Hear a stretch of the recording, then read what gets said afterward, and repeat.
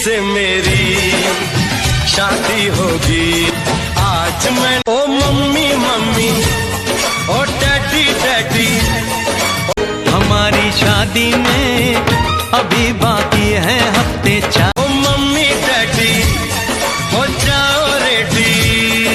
Hello दोस्तों, आप लोग देख रहे हैं यहाँ पर करण पाटीदार को और ये हैं अपनी माँ के साथ में। 400 बरस लगे ये हफ्ते कैसे होंगे पार, जिससे मेरी शादी होगी आज नहीं कर सकता मैं और एक दिन भी इंतजार। और साथ ही आप लोग देख रहे हैं इनको ग्रूम के लुक में, तो ये लुक आप लोगों को कैसा लग रहा है? आज ही पहना दे पहना दे पहना दे।